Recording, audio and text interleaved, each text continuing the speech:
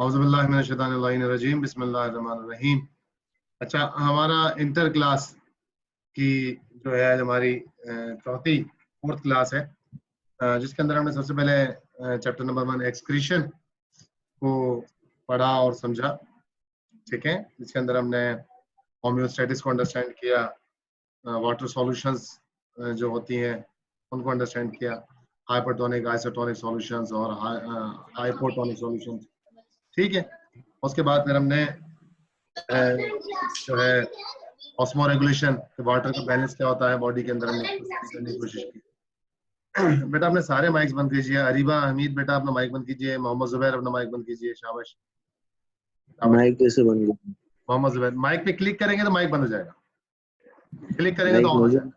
ठीक है, इस तरह वीडियो के मामा कैमरे एक दफा बताइएगा, आप टॉपिक्स क्या आपने क्या क्या प्रीवियस क्लास में पढ़ चुके हैं?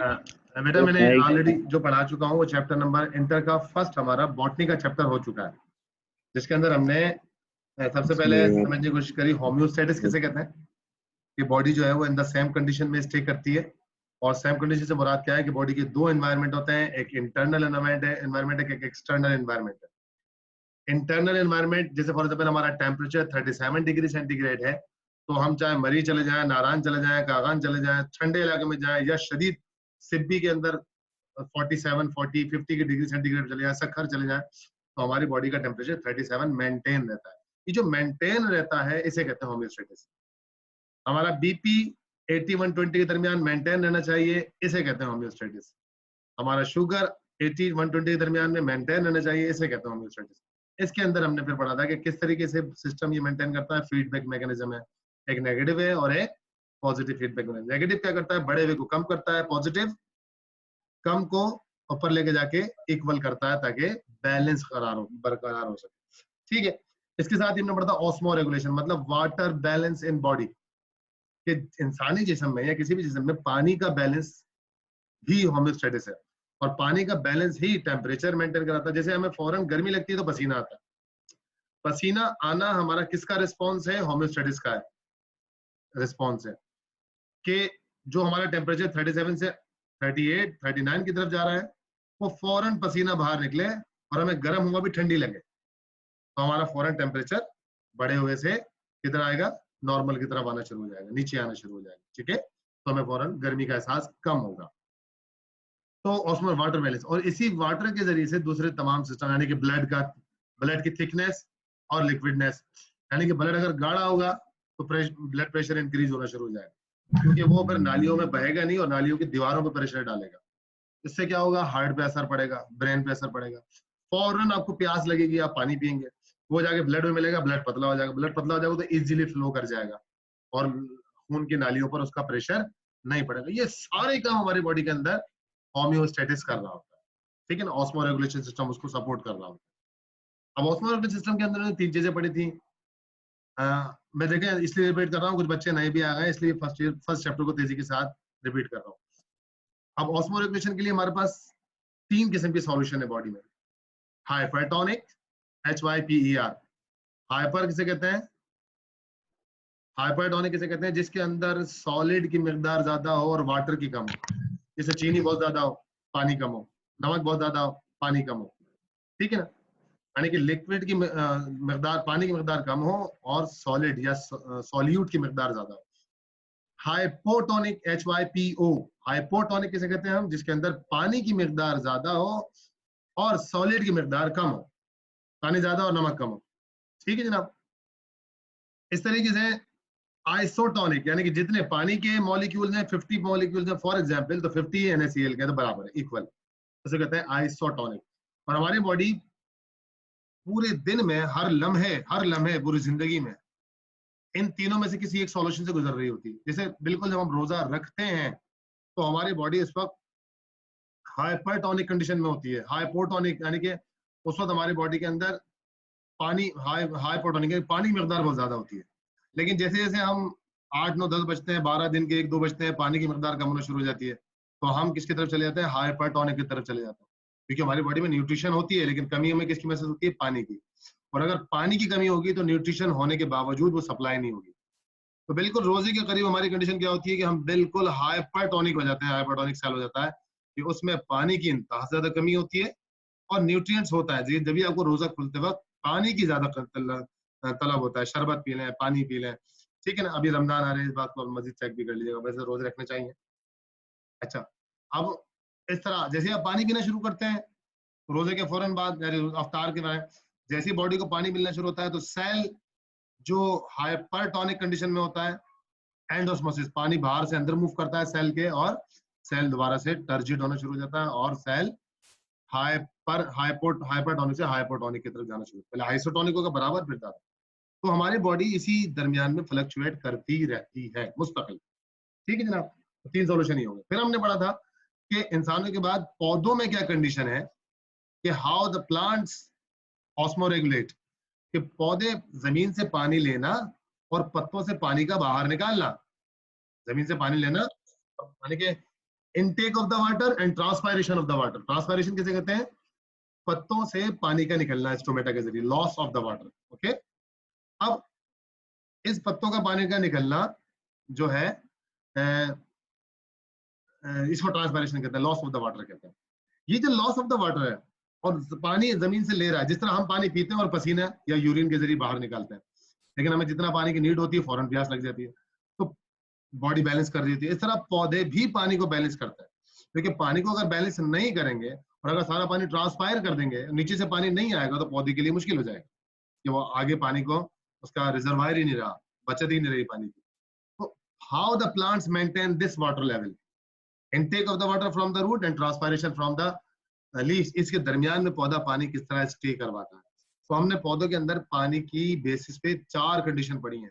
हैलोफाइट्स जो समंदर के खारे पानी में रहते हैं, हाइड्रोफाइट्स जो फ्रेश वाटर में रहते हैं, मसलन तालाब, नदी, झील, ठीक है ना, इस तरह के इलाकों में रहते हैं, कुआं, वेल, और इसी तरीके से मीजोफाइट, मीजो मतलब मॉडरेट, जो हमारे आम शहरी और जमीन के इलाके हैं, गांव देहात के, जहां जमीन भी बड़ी अच्छी है और पानी भी बड़ी अच्छी क्वांटिटी में और फ्रेश वाटर है, जो हमारे घरों की है, गार्डन्स की है, खेतों की है, ठीक है। और चौथी कंडीशन हमने पढ़ी थी जीरोफाइट, XERO। जीरोफाइट किसे कहते हैं? जो कि सहराई पौधे होते हैं, जहां वाटर का overall through out the year बहुत कम जो है ना मिकदार होती है, क्वांटिटी बहुत कम होती है। क्यों? 60 ml से कम एयरली रेनफॉल है इसका, सहरा का, दैट इज वेरी लो। तो पौधों के लिए बड़ा मुश्किल है वहां सर्वाइव करना। तो पौधे वहां पर, अच्छा इसके लिए हम सारी चीजें पढ़ चुके हैं, अब मैं वाले डिटेल में नहीं जा रहा हूँ कि हाइड्रोफाइट्स, हेलोफाइट्स, जीरोफाइट्स और मीजोफाइट्स, इन चारों कंडीशन के अलग अलग हैं। अब आप इसको थोड़ा सा डिटेल में, जो मैंने पिछले इत्तेफाक से इंटर के लेक्चर अपलोड नहीं हो पा रहे हैं क्योंकि वो कुछ कन्वर्टिंग में प्रॉब्लम आ रही है। फर्स्ट ईयर का कन्वर्ट हो जाता है लेक्चर वीडियो में, तो मैं इसको अपलोड कर देता हूँ। इंटर के लिए मैं कोशिश कर रहा हूँ कि आज से गड़बड़ ना हो, ठीक है ना। तो अलग करेगा, इंटर का भी मैं लेक्चर आज से अपलोड करना शुरू कर दूंगा, कोई मसला ना होगा। तो अगर आप में से किसी को ये पता हो, जो भी सुन रहे हैं, कि जूम की फाइल बनने के बाद वीडियो फौरन दोबारा कन्वर्ट होती है और वो नॉर्मल उसमें आ जाती है फॉर्मेट में, ठीक है ना, लेकिन अगर नहीं आती तो जूम की अपनी फाइल सेव रहती है। तो किसी को अगर पता हो कि वो जूम की वाली फाइल को नॉर्मल में कन्वर्ट करने का अगर कोई सॉफ्टवेयर मालूम हो, तो मुझे जरूर उसका लिंक शेयर कर देना, ठीक है बेटा। अब हम चलते हैं चैप्टर, हमने प्लांट की बात देखा, फिर हमने देखा एक्सक्रीशन इन प्लांट, पौधे एक्सक्रीशन कैसे करते हैं। एक्सक्रीशन मतलब वेस्ट प्रोडक्ट का बॉडी से बाहर निकालना। तो इंसान में और जानवर में तो वेस्ट प्रोडक्ट बहुत स्ट्रांग होती है। क्यों? क्योंकि हमारा इंटेक भी बड़ा स्ट्रांग है। हम गोश्त भी खाते हैं, हम सब्जियां भी खाते हैं, हम फल भी खाते हैं, हम ड्राई फ्रूट्स भी खाते हैं, हम बहुत सारी चीजें खाते हैं। जब हम बहुत सारी चीजें खाते हैं तो उसमें बहुत सारे मुख्तलिफ किस्म के न्यूट्रिएंट्स भी होते हैं, ठीक है। यानी कि बड़ी एक्सटेंसिव इंटीग्रेटेड डाइट खाते हैं हम। एक्सटेंसिव इंटीग्रेटेड मतलब एक निवाला भी अगर हम बाइट करते हैं बर्गर का, तो उसके अंदर ऑयल भी है, फैट्स भी हैं, कार्बोहाइड्रेट्स भी हैं, लिपिड्स भी हैं, फैटी एसिड्स भी हैं, ग्लाइसरोल्स भी हैं, ठीक है ना, न्यूट्रिएंट्स बहुत सारे हैं। अब इन तमाम न्यूट्रिएंट्स को मैनेज करना, उसके अंदर से फासिद मादों को निकालना, जब ये ब्लड में जाके शामिल हो जाते हैं डाइजेशन के बाद, तो काम किडनी करती है कि जो उसमें से बेकार मादे हैं वो सब बाहर निकाले, और वो यूरिन के जरिए नाइट्रोजनस वेस्ट बनता है और बाहर निकलता है, ठीक है, स्टूल के जरिए से। लेकिन प्लांट के पास एक्सक्रीशन के लिए कोई खास ऑर्गन नहीं होता, जैसे इंसान के दिमाग में, इंसान के जिस्म में, जानवर के जिस्म में किडनी लगी है। एनिमल के पास है, प्लांट के पास ऐसा कोई ऑर्गन नहीं है। सवाल भी आता व्हाई? बिकॉज प्लांट हमारी जैसी कोई डाइट खाता ही नहीं है। प्लांट की डाइट क्या है? जमीन से पानी लेना, हवा से कार्बन डाइऑक्साइड लेना और सूरज से सनलाइट लेना। उसका इंटेक ही बहुत सिंपल है। जब उसका इंटेक सिंपल है तो उसके बाद नाइट्रोजनस वेस्ट क्वांटिटी में बनता ही नहीं, क्वांटिटी में तो क्या बनता ही नहीं है। उसका मैक्सिमम नाइट्रोजनस वेस्ट क्या है? पानी का ज्यादा हो जाना बस। कभी कभार फोटो रेस्पायरेशन कंडीशन पढ़ाएंगे आपको कि फोटो रेस्पायरेशन के अंदर ऑक्सीजन का पौधे के अंदर ज्यादा हो जाना। वो सिंपली कैसे निकल जाता है? जब स्टोमेटा खुलते हैं, ट्रांसपायरेशन होती है। जब वहां से स्टोमेटा खुलता है तो जब पानी बाहर निकलता है तो एक्स्ट्रा पानी, वाटर भी बाहर निकलता है और एक्स्ट्रा गैसेस भी होती है वो भी बाहर निकल जाती है। तो इसलिए पौधे को किसी किस्म की स्पेशल ऑर्गन की जरूरत नहीं है। तो हमने एक्सक्रीशन ऑफ प्लांट्स के अंदर भी चीज। अब इसके बाद इस चैप्टर में एक्सक्रीशन इन एनिमल है, खैर वो हमारा टॉपिक नहीं है क्योंकि हम बॉटनी के हवाले से पढ़ रहे हैं। चैप्टर नंबर 2 हमने स्टार्ट किया था जिसको हम कहते हैं सपोर्ट एंड मूवमेंट। और सपोर्ट एंड मूवमेंट के अंदर हम जो स्टडी कर रहे थे, support and movement, support and movement chapter में हमने स्टडी अब तक क्या किया है कि what is the concept of the support, what is the concept of the support and movement. यानी हर जानदार को सहारा और हरकत, सपोर्ट मतलब सहारा, हरकत मतलब एक जगह दूसरी जगह जाना, मूवमेंट करना, ठीक है, इसकी अशद जरूरत है। लेकिन प्लांट्स एसाइल है, एक जगह दूसरी जगह नहीं जाते। आप में से माशाल्लाह किसी ने सवाल किया भी था कि सर जब प्लांट मूव नहीं करते तो उनके अंदर मूवमेंट कैसे होती है। तो आज हमारा बेसिकली टॉपिक ही प्लांट की मूवमेंट का होगा। हमने बताया था कि प्लांट की जो मेन मूवमेंट है वो ग्रोथ है। यानी एक बच्चा जो भी पैदा हुआ है 1-1.5 फीट का है, लेकिन 1-1.5 साल बाद 2 फीट का हो जाता है। फिर इस तरह पौधा, वो बच्चे का साइज, इस तरह पौधे का साइज इंक्रीज हो रहा होता है, नई ब्रांचेस निकाल रहा होता है, नए पत्ते निकाल रहा होता है, फ्लावर। ये सब बगैर मूवमेंट के पॉसिबल नहीं है। अब प्लांट के अंदर हमने फिर सपोर्ट पढ़ा था। सपोर्ट के अंदर हमने पढ़ा था कि जनाब पैरेंका टिश्यूज हैं 3 किस्म के।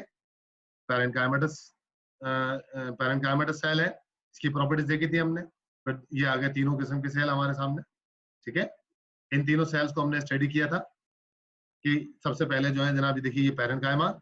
आपके बच्चों ने माशाल्लाह बहुत अच्छा, वरीशा ने, खदीजा ने, और एक बच्ची है अपनी कसबानो उसने, और बॉयज में भी जमाली साहब है कोई, उन्होंने, ठीक है ना, और अजहर है लड़का उसका माशाल्लाह, और बच्चों ने जो जो असाइनमेंट बना के माशाल्लाह। असाइनमेंट क्या है? ये आपके अपने नोट्स हैं। असाइनमेंट मतलब जो काम दिया जाए उसे असाइनमेंट कहते हैं, वो आपके नोट्स की फॉर्म में। जो जितना करेगा बेटा उतना पाएगा। मुझे आपके नोट से कोई गर्ज नहीं है, मुझे आपके काम से कोई गर्ज नहीं है। हाँ गर्ज है, ताकि आप करेंगे तो आप पाएंगे, आप समझेंगे, आप आगे जाएंगे। नहीं करेंगे इट्स अप टू यू। हम अपनी जिम्मेदारी देखें, घर बैठ के भी पूरी करने की कोशिश कर रहे हैं, क्योंकि मेरा दिल मुतमईन नहीं हुआ कि जनाब मैं घर में ही बैठा हुआ हूँ, कॉलेज मुझे फीस दे रहा है और मैं किसी को पढ़ाऊँ नहीं। तो माशाल्लाह आपने भी साथ दिया इसके अंदर, अल्लाह हमारी तौफीकात में इजाफा फरमाए। तो हमने क्या पढ़ा? Parenchyma cell. इसका बड़ा अच्छा असाइनमेंट बनाया बच्चों ने, और उसको मैंने शेयर भी किया है बुक के उसमें, ग्रुप में भी शेयर किया, बच्चियां खुद भी शेयर कर रही हैं, और मैं आपका काम आपके दूसरे असातिज़ा तक पहुंचा रहा हूँ। और असातिज़ा भी बड़े खुश हो रहे हैं माशाल्लाह कि बच्चे घर बैठ के भी पढ़ने की ख्वाहिश रखते हैं और पढ़ रहे हैं। ठीक है जनाब, अल्लाह तौफीकात में इजाफा फरमाए।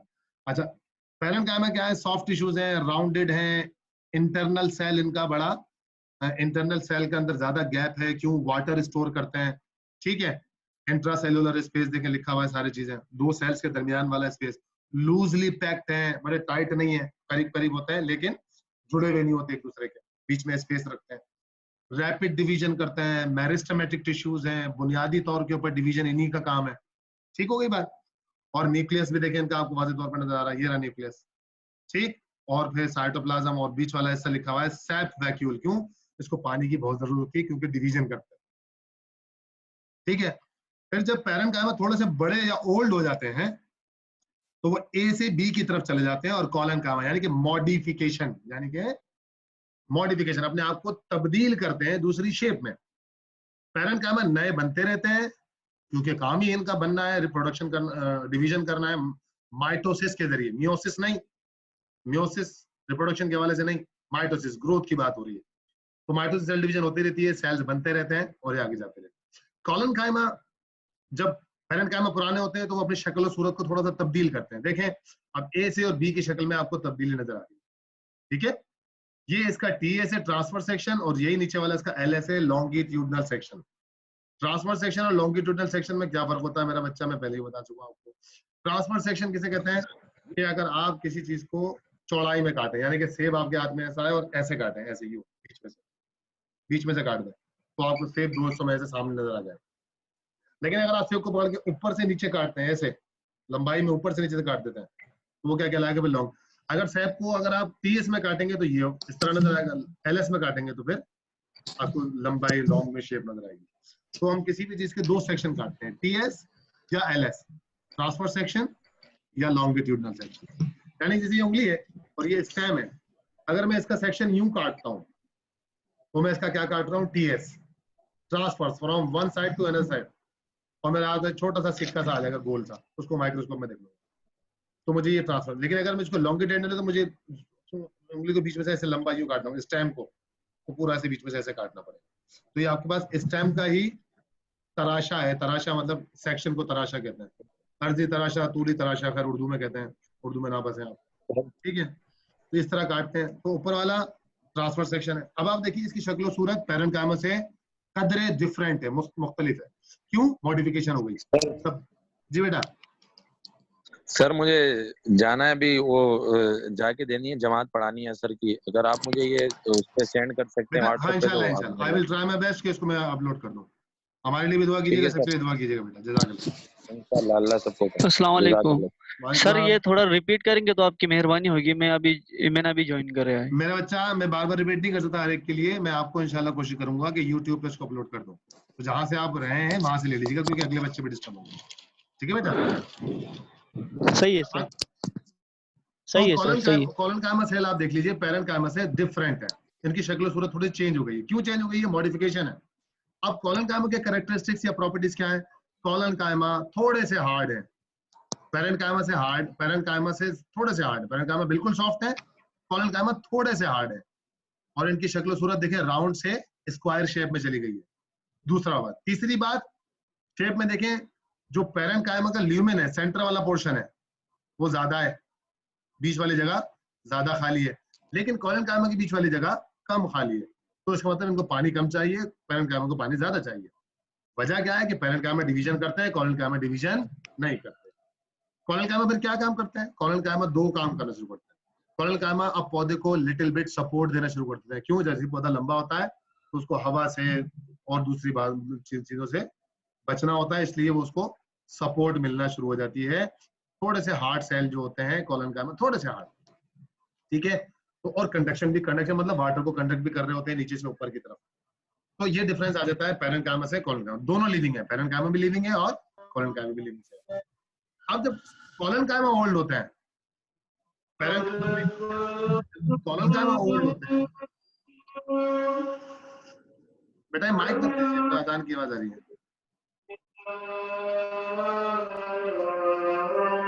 मेरा बच्चा माइक किसका खुला हुआ है?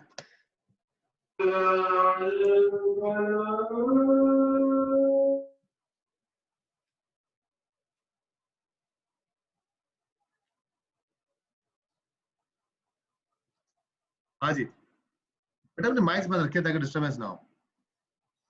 अच्छा जी, अब हम क्या बात कर रहे हैं? Third step, sclerenchyma. देखिए लव्स एस्केलेरन बनाई छिलके से, एस्केलेरन बनाई, स्केल कहते हैं छिलके को। एस्केलेरेन्काइमा यानी कि थर्ड मॉडिफिकेशन, यानी कि जब कॉलेनकाइमा ओल्ड होता है तो किसमें अपने आप को ट्रांसफर कर देता है? एस्केलेरेन्काइमा में। और एस्केलेरेन्काइमा की जब आप शक्ल याली देखें, सबसे पहले इसका ये टीएस देखें, ये रहा टीएस, ये इसका टीएस है, ये भी इसका टीएस है जो डी बना हुआ है, और ये जो लंबा सा ये इसका लॉन्गिट्यूडनल एलएस है, ठीक है। तो हम टीएस पे गौर करते हैं इसके। देखिए अब ये बिल्कुल जो इसका सेंट्रल मोस्ट पार्ट है, या ये व्हाइट वाले में देखिए सिंपल पिट, यानी कि पिट कहते हैं सेंट्रल मोस्ट पार्ट को जो कह रहे हैं हम।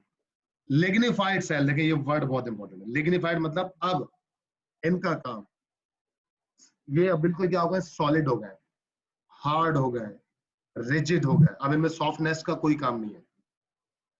टोट इनका इंटरनल सेल मटेरियल देखिए, इधर लिखा हुआ देखिए ल्यूमिन, ये लिखा हुआ LUMEN।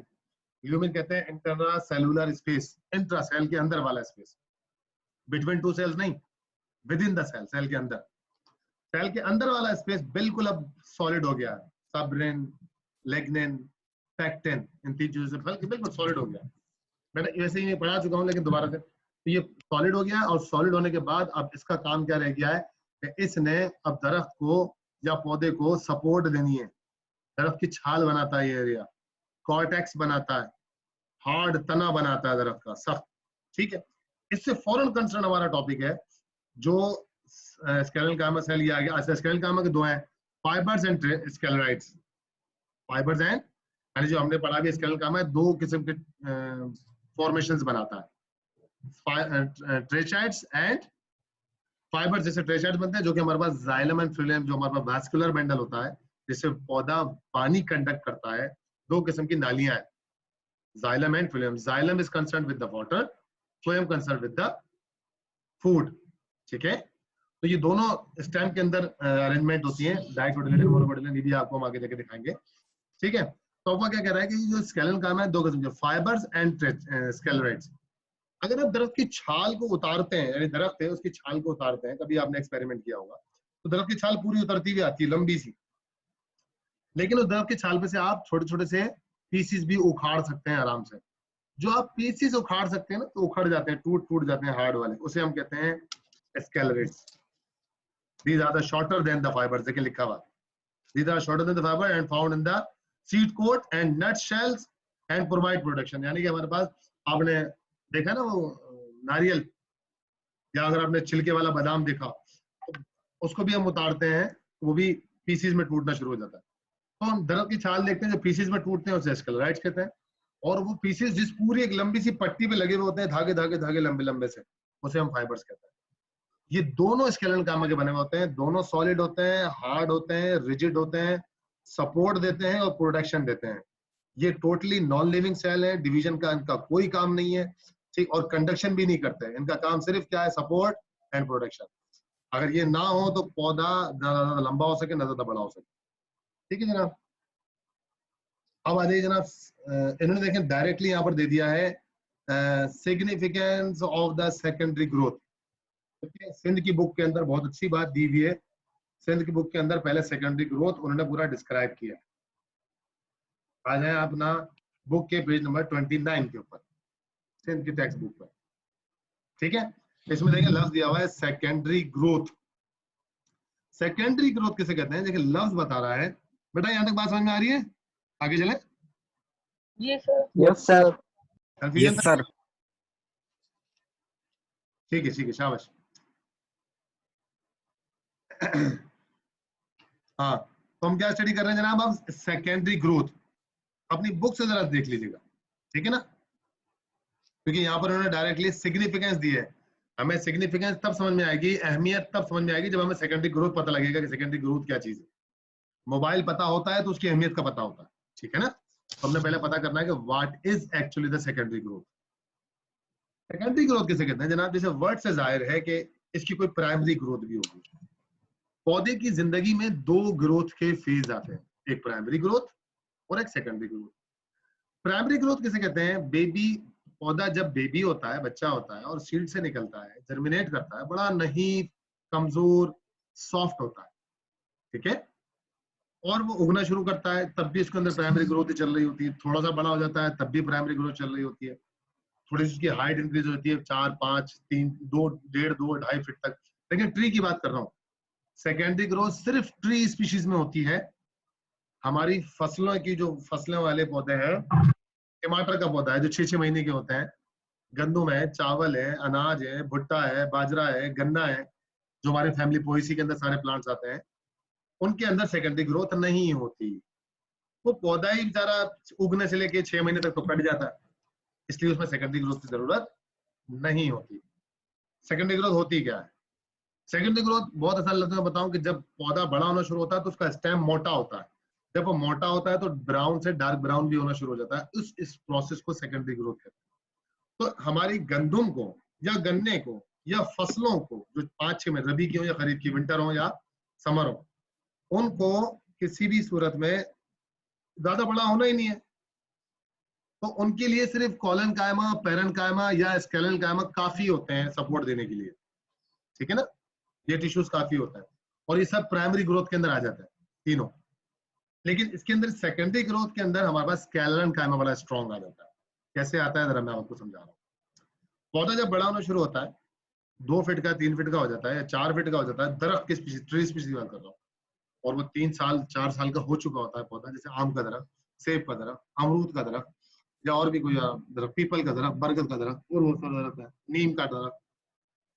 तो आप शुरू में बिल्कुल आपकी वाजे आपकी ये ऑब्जर्वेशन है अपनी जिंदगी में, आप माशाल्लाह सारे 17 18 20 22 25 साल, माशाल्लाह कुछ यूनिवर्सिटी के स्टूडेंट ने भी हमको ज्वाइन किया है कराची यूनिवर्सिटी से, ठीक है। तो माशाल्लाह आप सब 18 से 20 22 साल के दरमियान में है, और सभी अपनी जिंदगी आप देखते हुए रहते हैं खुली आंखों से। अल्लाह ने जब ही कहा है कि इस दुनिया में, इस कायनात में निशानियां हैं अकल वालों के लिए, जमीन के घूमने में, तारों के और रात में चांद में चमकने में, सूरज के आने जाने में, दिन और रात के आने जाने में, पौधों के निकलने में, दरियाओं के बहने में, निशानियां हैं अक्ल वालों के लिए। यानी कि गौर फिक्र जो करता है वो अल्लाह को पाता है, वो इल्म को पाता है, वो तरक्की करता है, ठीक है ना। तो असल में इसी निशानी की तरफ गौर है कि आपने ऑब्जर्वेशन की है कि जब पौधा थोड़ा सा 3 4 5 फीट का होता है, उसका स्टेम ग्रीन ही होता है, ब्रांचेस निकल रही होती है, लेकिन सॉफ्ट होता है, हवा से इधर उधर हिल रहा होता है। लेकिन जैसे जैसे आप उसको गौर करते हैं कि 5वें साल में, 6ठे साल में जब वो बड़ा होना शुरू होता है, तो उसका स्टेम भी मोटा होना शुरू हो जाता है। इसे कहते हैं स्टेम की ग्रिथ, GRITH, ग्रिथ। ये ग्रिथ स्टेम की मोटी होना शुरू हो जाती है, ठीक है। ये क्यों मोटी होना शुरू होती है? क्योंकि अब जो दरख्त इतना लंबा हो गया है, उसको हवा का झोंका तोड़ देगा। तो उस स्टेम अगर मोटा नहीं हो और दरख्त लंबा ही लंबा होता रहे तो वो फौरन टूट जाएगा। जैसे पतली और लंबी लकड़ी को आप फौरन तोड़ देंगे, लेकिन अगर लकड़ी थोड़ी सी मोटी हो जाए तो आपका तोड़ना इतना आसान नहीं है, क्योंकि उसको सपोर्ट मिलना शुरू हो जाती है, उसे स्ट्रेंथ, मजबूती मिलना शुरू हो जाती है अगेंस्ट डिफरेंट फैक्टर, हवा या कोई और ताकत, गाड़ी में टकरा जाए उससे, और बहुत सारी चीज, ठीक है जनाब। अब ये सेकेंडरी ग्रोथ होती कैसे है? अब सवाल ये है कि जब पौधा थोड़ा सा बड़ा हो जाता है और अपने जब स्टेम की ग्रिथ मोटी करना शुरू करता है, तो उसके अंदर प्राइमरी ग्रोथ हो चुकी होती है, पैरेन्काइमा, कोनलकाइमा, स्क्लेरोकाइमा उसके अंदर ऑलरेडी मौजूद होते हैं। और सेकेंडरी ग्रोथ बेसिकली कंसर्न है with the vascular bundles. Vascular मतलब xylem and phloem, xylem and phloem, उससे कंसर्न है। बेटा 10 मिनट रह गए, जरा तेजी के बाद बात समझिएगा ताकि मैं सेकेंडरी ग्रोथ फाइनल कर दूं, ठीक है। प्राइमरी जाइलम और प्राइमरी फ्लोएम कब बनते हैं? प्राइमरी ग्रोथ में, जाहिर है जब वो बच्चा पौधा बड़ा हो रहा था। लेकिन जब वो बड़ा होने के बाद अपनी ग्रिथ मोटी करना शुरू करता है, तो प्राइमरी जाइलम और प्राइमरी फ्लोएम दोनों अपनी दोबारा डिवीजन करते हैं और फिर सेकेंडरी जाइलम और सेकेंडरी फ्लोएम बनाते हैं। जब सेकेंडरी जाइलम और सेकेंडरी फ्लोएम बनाते हैं तो उससे पौधे के अंदर नई लेयर्स बनती हैं। तो सबसे पहली लेयर बनती है, देखिए ये लिखा हुआ, मैं इसको हाईलाइट कर रहा हूं, that is known as the vascular cambium, ठीक है ना जनाब। ये लिखा हुआ हमारे पास वैस्कुलर कैम्बियम। और फिर दूसरी कौन सी है? Cork cambium. वास्कुलर कैम्बियम किधर बनती है? स्टेम के, या देखिए उन्हें डायग्राम देनी चाहिए थी, लेकिन आपकी सिंध की अगर आप बुक देखें अपने पास जो है, पेज नंबर 30 खोल लीजिए जरा, उसके अंदर स्टेम का, पेज नंबर 30 पे, ये ना पेज नंबर 30, ठीक है। इसके अंदर स्टेम का टीएस काटा है, ट्रांसफर सेक्शन, और उसके अंदर दिखा रहे हैं कि प्राइमरी जाइलम कौन सा है, लिखा हुआ बिल्कुल बैलेंस लेबल हुआ है, और सेकेंडरी जाइलम कौन सा है। यानी प्राइमरी जाइलम ने सेकेंडरी जाइलम बनाया, प्राइमरी फ्लोएम ने सेकेंडरी फ्लोएम बनाया, और नई लेयर बनना शुरू हो गई। जो पहली नई लेयर बनी इनसाइड द स्टेम, कॉर्क की बात नहीं कर रहे हम, अंदर वाली बात, यानी कि पिथ और कॉर्क से पहले पहले स्टेम के अंदर की बात कर रहे हैं, सेंट्रल मोस्ट में। तो वहां जो नए सेल्स बने, they are known as the vascular cambium, क्योंकि बनी कहां पर? जाइलम और फ्लोएम में, और जाइलम और फ्लोएम ही वास्कुलर बंडल कहलाते हैं। तो जो उन्होंने नई लेयर बनाई, सीधा सीधा नाम भी उसका क्या रख दिया? Vascular cambium. ओके, इस तरह स्टेम का अंदर से जब वो सेल बनेंगे तो प्रेशर कहाँ की तरफ बढ़ेगा? बाहर की तरफ, तो स्टेम मोटा होना शुरू हो जाएगा, क्योंकि अंदर तो जगह है ही नहीं। जब प्रेशर बाहर बढ़ेगा तो वो जगह बाहर की तरफ फैलेगा, तो स्टेम मोटा होना शुरू हो जाएगा। ये काम पूरा उसकी सर्कुलेशन में हो रहा है, तो पूरा स्टेम एक साथ मोटा होना, ऐसा नहीं कि कहीं से हो गया कहीं से नहीं हुआ, ऐसा नहीं होता, ठीक है जनाब। इसी तरीके से जो हमारी कॉर्क कैम्बियम है, कौन सी? कॉर्क कैम्बियम, बाहर वाला पोर्शन जो है स्टेम के आउटर मोस्ट पोर्शन जो है, जिसको हम दरख्त की छाल कहते हैं, कॉर्क, ठीक है। वैसे तो वो डेड सेल्स है, और हमने जैसे भी बताया आपको स्केलेटल कायमा के बने हुए, लेकिन जब सेकेंडरी ग्रोथ होती है, they regain the power of division. इनके पास एक डिवीजन की पावर आती है खुद ब खुद, यानी कि उसके अंदर जेनेटिकल प्रोसेस इस तरीके से होता है कि उन डेड सेल्स के अंदर क्या होना शुरू होता है कि जो सेकेंडरी जाइलम और फिलम बन रहे होते हैं, वो जो ओल्ड सेकेंडरी एंड जाइलम और फिलम होना शुरू हो जाते हैं, ओल्ड, वो फौरन किससे कनेक्ट होना शुरू हो जाते हैं? कॉर्क से, यानी कि उनको उसको कहते हैं regain the power of generation. तो इस तरह कॉर्क का साइज भी मोटा होना शुरू हो जाता है। इंटरनल वैस्कुलर कैम्बियम कर रही है और बाहर वाले पोर्शन पे कौन कर रही है? Cork cambium. इन दोनों के साइज से जब ये दोनों बनना शुरू होती है, that is known as the secondary growth. देखें लिखा हुआ है।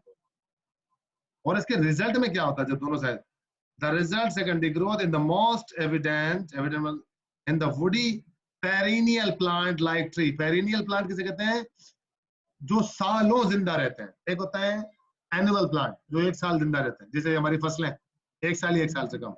एक होते हैं बायएनुअल। बायएनुअल मतलब जिनकी जिंदगी 2 साल की होती है। 2 साल वाले के अंदर भी सेकेंडरी ग्रोथ नहीं होती, ठीक है।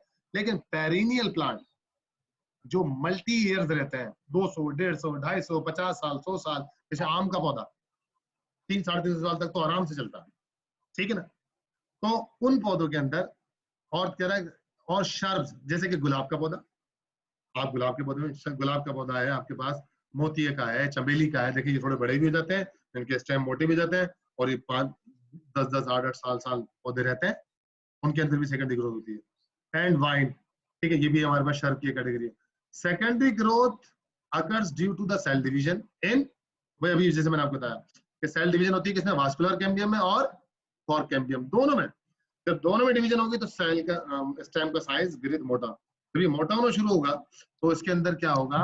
अब आपको सिग्निफिकेंस समझ में आएगी। अब मुझे हैरत है कि उन्होंने सिग्निफिकेंस के अंदर प्रोसेस लिख दिया थोड़ा बहुत। इसका फायदा क्या है? इसका फायदा ये है, सिग्निफिकेंस क्या है सेकेंडरी ग्रोथ की, आपकी बुक के अंदर बहुत वाज़ेह तौर पर अच्छी लिखी हुई है, पहले लिखी हुई है, सेकेंडरी पेज नंबर 31 के ऊपर ही लिखी हुई है कि सेकेंडरी ग्रोथ की सिग्निफिकेंस क्या है। सबसे बड़ी बात, क्योंकि जैसे दरख्त का साइज बड़ा हो रहा है, दरख्त बहुत बड़ा हो रहा है, तो उसको न्यूट्रिएशन यानी कि जमीन से पानी भी बहुत ज्यादा चाहिए और ऊपर से सनलाइट भी चाहिए और कार्बन डाइऑक्साइड भी चाहिए, सारी नीड बढ़ रही है। जैसे बच्चा बड़ा होता है तो उसकी डाइट बढ़ती है, पहले वो सिर्फ दूध पे, डबल रोटी पे, अंडे पे गुजारा कर लेता, लेकिन बड़ा होता है तो रोटी सालन चाहिए, बिरयानी चाहिए, फिर और बड़ा हो जाता तो आप और मेरी तरह को बर्गर भी चाहिए और भी बहुत सारी चीजें।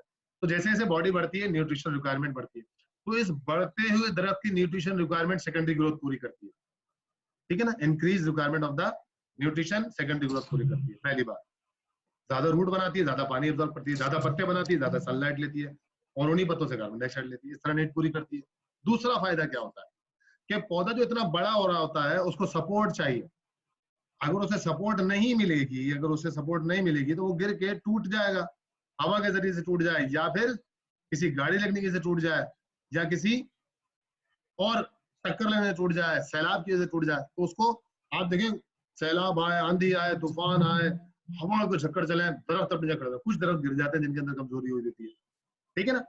तो दूसरी चीज क्या रहती है? स्ट्रेंथ, मजबूती, जमीन के अंदर उसको ग्रिप करके रखना, टॉल ट्री को धूप से और तमाम चीजों से, प्रॉब्लम से बचा के रखना, ठीक है ना। ये दो बड़े बड़े सिग्निफिकेंस है सेकेंडरी ग्रोथ की। अगर ये ना हो तो हमारे पास जिंदगी में सारे छोटे ही पौधे नजर आए, हमको बड़े पौधे नजर नहीं आए, ठीक है। अब जैसे दोबारा ये आगे देखें, वैस्कुलर कैम्बियम, वैस्कुलर कैम्बियम के दो पोर्शन, यानी इसके अंदर secondary xylem and secondary film, जैसे मैं आपको ऊपर डिटेल कर चुका हूं, ठीक है। पहले सेकेंडरी जाइलम, यानी जो प्राइमरी जाइलम होते हैं जो डिवाइड होते हैं सेकेंडरी जाइलम बनाते हैं, इस तरह जो प्राइमरी फ्लोएम होते हैं डिवाइड होकर सेकेंडरी फ्लोएम बनाते हैं, ठीक है। और ये दोनों मिलके क्या बनाते हैं? Vascular cambium. बहुत सादा सी बात हो गई। और ये सेंटर के, स्टेम के सेंटर इन साइड पे काम हो रहा था, अंदरूनी साइड। इस तरह दूसरी कौन सी होती है जनाब हमारे पास? सेकेंडरी जाइलम काजेज मोस्ट, देखिए यहाँ पर जो है ग्रोथ, ठीक है। और कॉर्क कैम्बियम यहाँ को डिस्क्राइब करना चाहिए था, दूसरी होती है हमारी जो स्टेम के अंदर होती है, ठीक है। तो हमारे पास इस तरह सेकेंडरी ग्रोथ होगी। अब देखिए इन्होंने दो वर्ड यहाँ पर बहुत इंपॉर्टेंट लिखे हैं, बस ये बताऊंगा और आपकी क्लास खत्म हो जाएगी। ये रहा सैपवुड और हार्डवुड, वुड दोनों लकड़ियां। सैपवुड किसे कहते हैं? जो दरख्त बहुत, पहले समझ लें हार्डवुड। हार्डवुड किसे कहते हैं? हार्ड, HEART लिखा है बेटा, समझिएगा। जो दरख्त बहुत ओल्ड हो जाते हैं, उनका स्टेम अच्छा खासा मोटा हो चुका होता है, बहुत लंबे हो चुके होते हैं, 60-70 साल के 50 साल के दरख्त हो चुके होते हैं, जो बहुत पहले उन पौधों में जाइलम बने थे, उसकी पहले 10-12 साल की उम्र में, 8 साल की उम्र में, अब वो 50-60 साल का हो रहा है, तो वो जाइलम इंटरनली अपना काम करना छोड़ देते हैं। ठीक है, जाइलम का काम क्या है? पानी को ट्रांसपोर्ट करना। ठीक है, डाउन टू टॉप। और जाइलम नॉन यानी कि डेड टिश्यूज है, फ्लोएम डेड टिश्यूज नहीं है। जाइलम अपना काम करना छोड़ देते हैं, नॉन फंक्शनल हो जाते हैं, मतलब अपना काम फंक्शन करना, काम करना छोड़ देते हैं, तो वो हार्ड हो जाते हैं, बिल्कुल हार्ड, सख्त हो जाते हैं, इंटरनली बिल्कुल हार्ड हो जाते हैं। जब वो हार्ड हो जाते हैं तो वो जो सख्त पोर्शन बन जाता है, that is known as the hardwood. Simple definition में क्या होता है? लेके लिखा हुआ inactive conducting wood. Conducting wood हमारे पास थी कौन सी? जाइलम। तो जाइलम जब हार्ड हो जाता है तो वो हार्डवुड बनाता है। ठीक है, लेकिन कुछ पोर्शन हार्ड होता है, सारे नहीं। अब बाकी जो पोर्शन काम कर रहे होते हैं जाइलम के, जो पानी ला रहे होते हैं, ले जा रहे होते हैं, और फंक्शनल होते हैं, काम कर रहे होते हैं, that is known as the sapwood. उन्हें क्या कहते हैं आप? सैपवुड। यानी कि the active portion is called the sapwood, और जो इन नॉन एक्टिव पोर्शन होता है उसे हम कहते हैं हार्डवुड। लेकिन ये दोनों कंसर्न है with the xylem, not the phloem. Phloem से इसका कोई ताल्लुक नहीं है, जाइलम से इसका ताल्लुक है, हार्डवुड एंड सैपवुड। ठीक है बेटा, इस तरीके से हमारा ये हो गया। देखता हूँ शायद इसकी कोई, तो हमारा यहाँ पर टॉपिक खत्म हो गया। आज हमने क्या स्टडी करने की कोशिश करी कि सेकेंडरी ग्रोथ किसे कहते हैं। कल हमने सपोर्ट एंड मूवमेंट सपोर्ट करा था, 3 टिश्यूज पढ़े थे, पेरेंट कॉलन एंड स्केलेटल कायमा। फिर हमने सेकेंडरी ग्रोथ पढ़ी, सेकेंडरी ग्रोथ की सिग्निफिकेंस पढ़ी, ठीक है, और हार्डवुड एंड सैपवुड का कॉन्सेप्ट को समझने की कोशिश करी। बहुत शुक्रिया मामा लेना, अल्लाह मुबीन, जज़ाकल्लाह बेटा।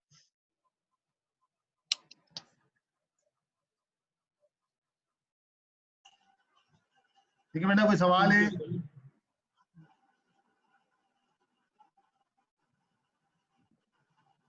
किसी को कोई सवाल करना बेटा तो बिल्कुल कर लीजिए। जी सर।